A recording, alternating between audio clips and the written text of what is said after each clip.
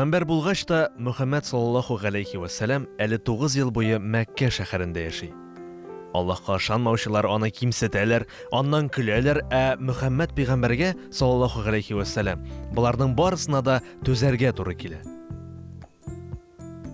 Аллаһның илчесенә саллаллаху галейхи вассалам ышанып, аңа ияргән кешеләр дә Мөхәммәд пәйгамбәр саллаллаху галейхи вассалам белән бергә бик авыр сынаулар кичерә. Пәйгамбәрнең саллаллаху галейхи вассалам әтисенең Әбу Талиб исемле абыйсы була. Ул үзе мөселман булмаса да, Мөхәммәдне саллаллаху галейхи вассалам һәр вакыт яклый һәм аңа булыша. Ләкин Әбу Талиб үлеп китә һәм Аллаһка ышанмаучылар мөселманнарны тагы да ныграк кимсетә башлый. Мөселманнарга яклаучы табарга кирәк була. Мәккә шәһәреннән 70 чакрым читтәрәк Таиф дигән шәһәр була. Ул шәһәрдә Сақиф дигән кабилә яши. Ул кабилә кешеләре бик көчле була. Аллаһның илчесе саллаллаху галейхи вассалам Таиф шәһәре халкы ислам динен кабул итсә, бу халыклар мөселманнарны да яклар дип уйлый һәм яклау эзләп шул шәһәргә юл тота. Таиф шәһәренә килеп җиткәч, Аллаһның илчесе саллаллаху галейхи вассалам шәһәр белән идарә итүче 3 кабилә башлыгы белән очраша. Аларны ислам динен танырга һәм мөселманнарга ярдәм күрсәтергә чакыра. Кабилә башлыклары кунакка хөрмәт күрсәтәсе урынга аңа бик кискен һәм усал итеп җавап бирәләр. Кабилә башлыкларының берсе Мөхәммәд пәйгамбәргә саллаллаху галейхи вассалам мөрәҗәгать итеп булай дигән: "Гаҗәп! Аллаһның сине илче итеп җибәрүенә аптырыйм."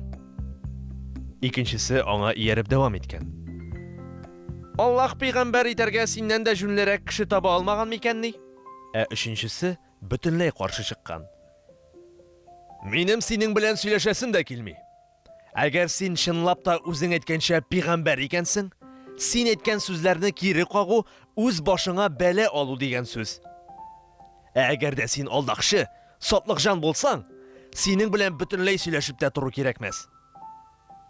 Мин сине нәкъ менә шундый алдакчы дип уйлыйм" дигән ул. Кабилә башлыкларының шундый кырыс һәм тупас сөйләшүен ишеткәч, Мөхәммәд саллаллаху галейхи вассалам шәһәрдәге гади халык белән сөйләшеп карарга уйлый. Ләкин алар да Аллаһның газиз илчесен саллаллаху галейхи вассалам игътибар белән тыңламыйча, аны кимсетеп, ташлар ата-ата шәһәрдән куарга керешәләр. Аның яралы тәне буйлап агып төшкән куе кызыл каннан аяк киемнәренең төсе дә кып-кызылга әйләнә. Мөхәммәд саллаллаху галейхи вассалам Мәккәгә кайтырга чыга. Кеше йөрми торганрак урын табып, кулларын дуга кылыр өчен күтәрә. "Я Аллаһ", ди ул. "Үземдәге көчсезлектән һәм башкаларның кимсетүеннән коткаруыңны сорап, бер сиңа гына ялварам. Рәхимлеләрдән рәхимле булган Аллаһым, син көчсезләрнең Раббысы. Мине кемнәр кулына тапшырасың? Мине күргәч үк чырайларын үзгәртә торган чит кешеләр кулынамы, яки көчле дошманнар кулынамы? Я Аллаһ, син миңа ачуланмасаң, калганыннан мин курыкмыйм да. Миңа синең саклавың һәм яклавың бик җитә.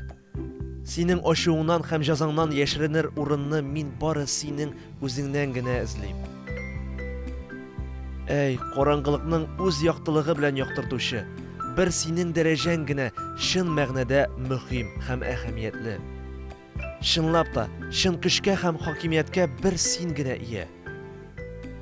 Шул мизгелдә Мөхәммәд саллаллаху галейхи вассалам каршысында Җабраил галейхиссалам фәрештә пәйда була һәм Аллаһның илчесенә саллаллаху галейхи вассалам сәлам биргәч булай ди: "Шиксез кодрәтле Аллаһ, шәһәр халкының сине ничек каршы алуын, сиңа ничек җавап бирүләрен белгәч, таулар белән идарә итүче фәрештәсенә сиңа буйсынырга әмер бирде.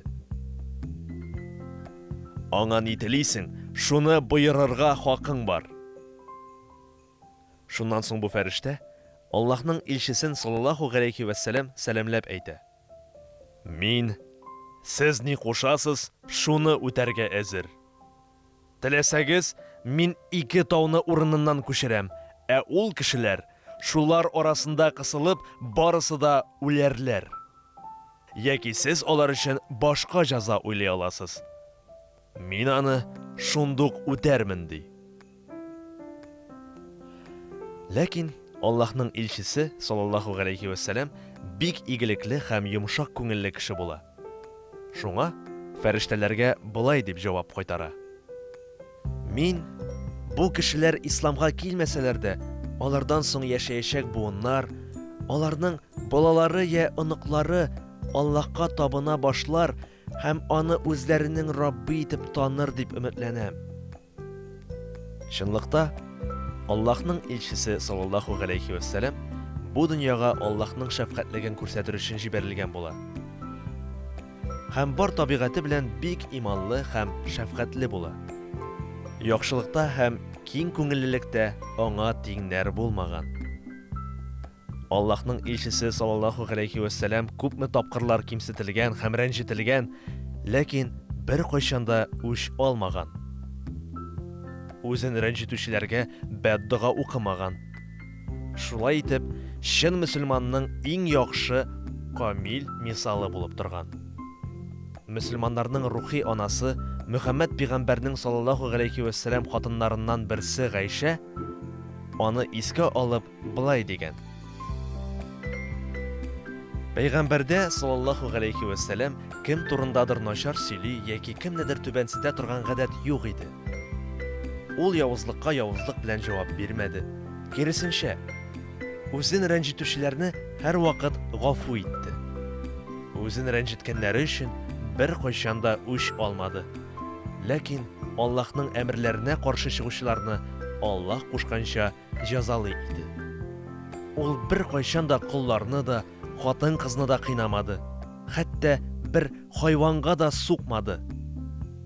Мохтаҗларны кире бормады. Өйгә кергәндә аның йөзе һәр вакыт шат һәм елмаюлы була иде. Танышлар һәм дуслар янында утырганда ул аякларын алга сузмады. Сөйләшкәндә ул һәр сүзне төгәл һәм аңлаешлы итеп, үзенең әйткәннәрен башкаларга да ятлап калырга мөмкинлек биргәндәй әйтә иде. Абу Дауд, Әхмәд бин Ханбәл, Тирмизи.